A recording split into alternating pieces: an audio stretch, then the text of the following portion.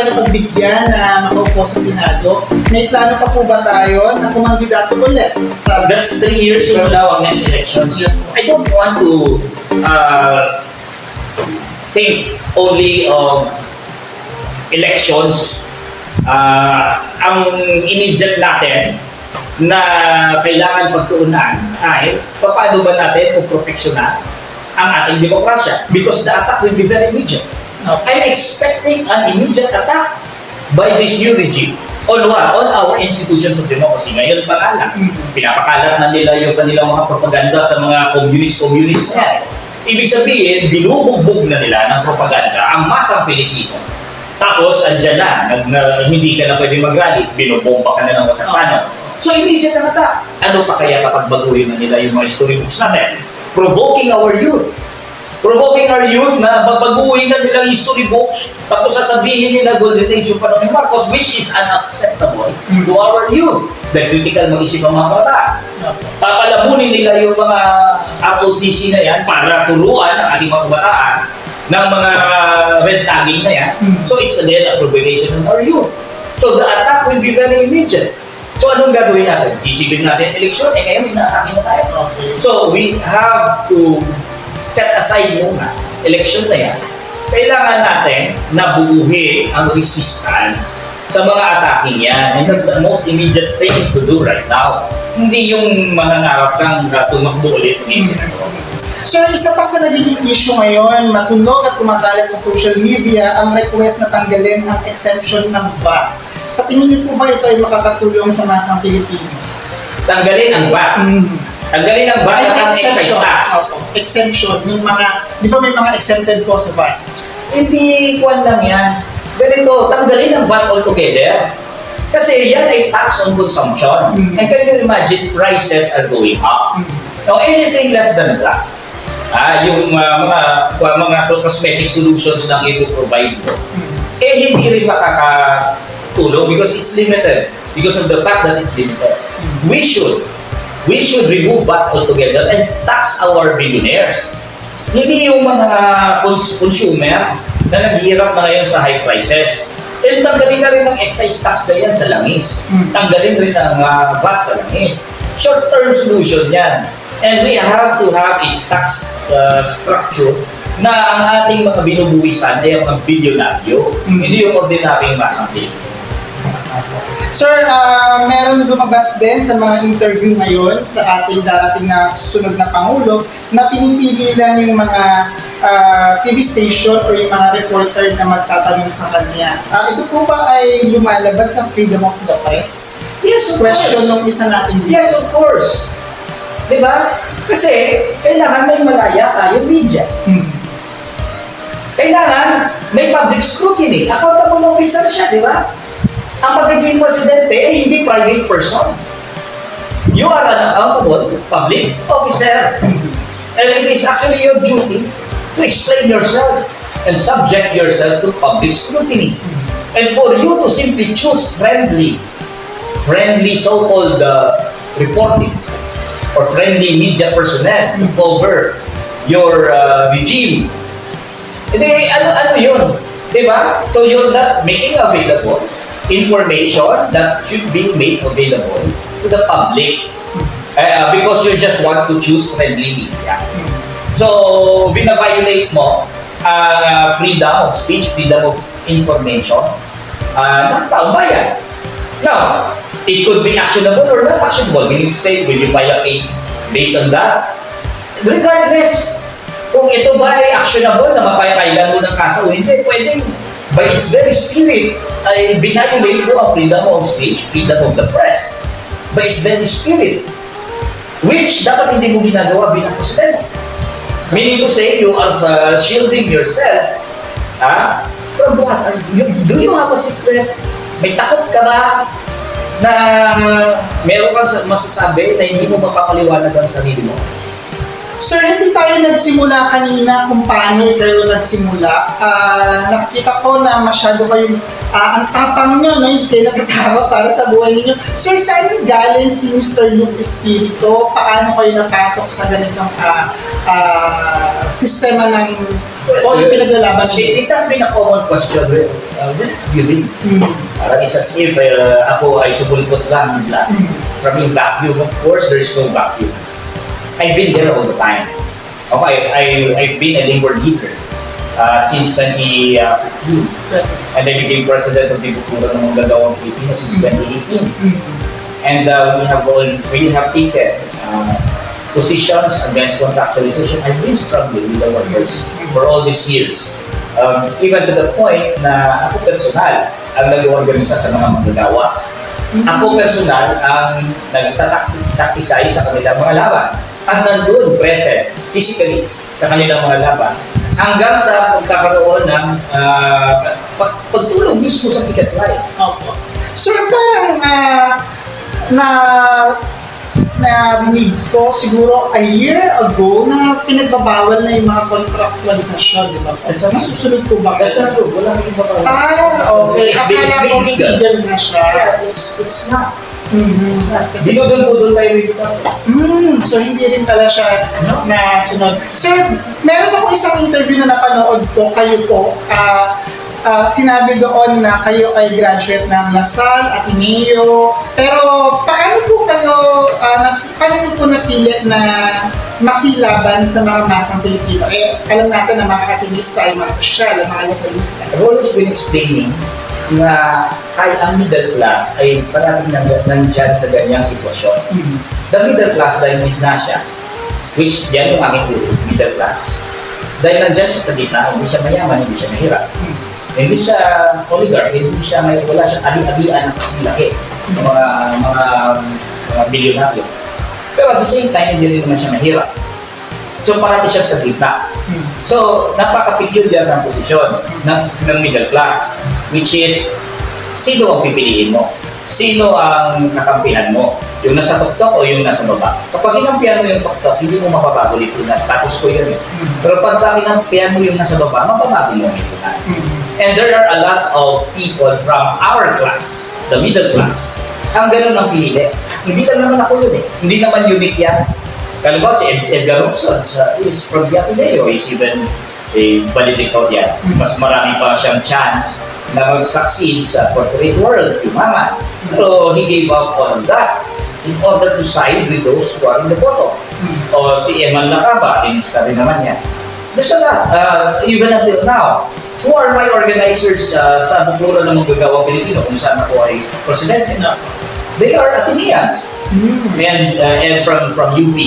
Young professionals na hindi na nagpumasok sa corporate world. And they chose to join me para mag-organisa ng mga manggagawa. That's not a unique story. Kasi pag sinabi kong unique story yan, it's as if nag-iisa lang ako, hindi naman totoo yan. At the same time, paano natin makukonvince ang lahat ng mga nasa middle class na pumanig doon sa mga nasa baba, kung sasabihin kung special lang ako. It's just a unique story. It is not. And I do invite and encourage everyone from the middle class. Everyone who supported the Lenny Robredo, Kiko Pangilinan tandem. Alam na alam ko na you supported the tandem with yung sincerity in your hearts na gusto natin ng pagbabago. Yes. And gusto ko ma-encourage yun for you na mga kabataan at mga middle class to link up with the struggles of the workers and yung mga maralita natin dun sa bottom ng ating link up with that. It's just the only way to make it more responsible. Sir, almost a decade na rin kayong tumutulong sa ating mga manggagawang Pilipino. Kamusta na po ba ang estado ng ating mga manggagawang masang Pilipino sa Pilipinas? Demoralized, bagsak, condition ang kanilang isip sa ever present experience of defeat. They're being reminded every day. When they go to the factory, they cannot do anything to improve their situation. Every day, that's their condition in life. That if they assert their rights, aapakan sila. They try to organize, tatanggalin sila sa trabaho. And so they are forced na magkaroon ng certain coping mechanisms in order to survive. And one of the coping mechanisms is simply to accept their oppression and try to live with it at maghanap ka ng ibang mga pamamaraan para makasurvive. Multiply that with our population of workers, and not only our workers. It's the same experience with our urban poor. It's the same experience with our farmers.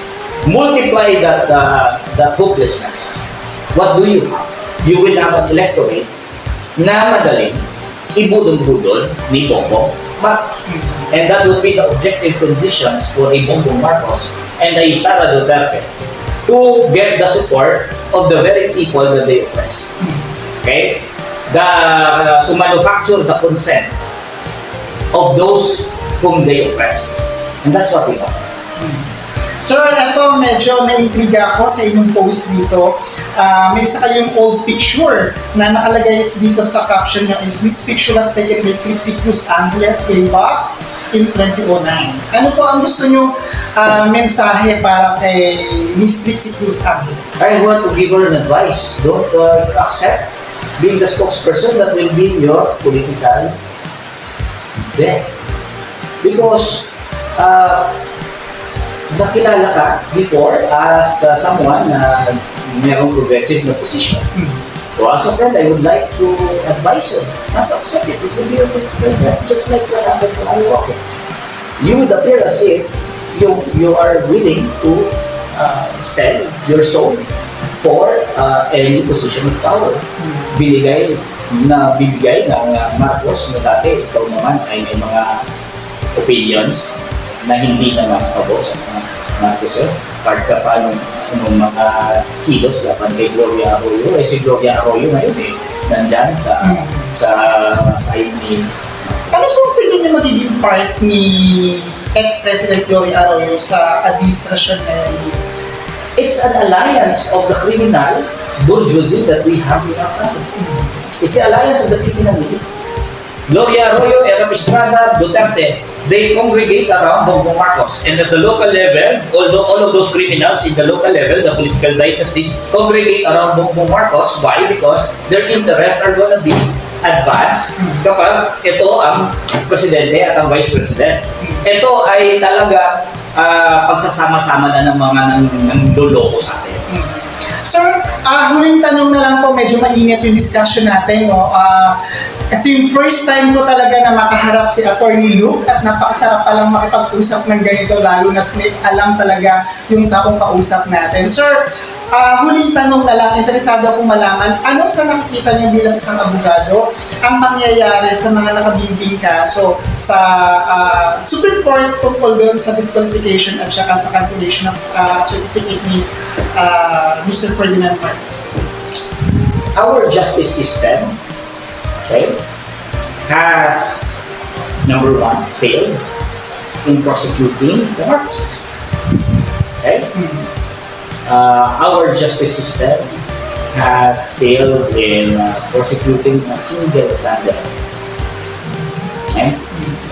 So what should I expect from this kind of justice system?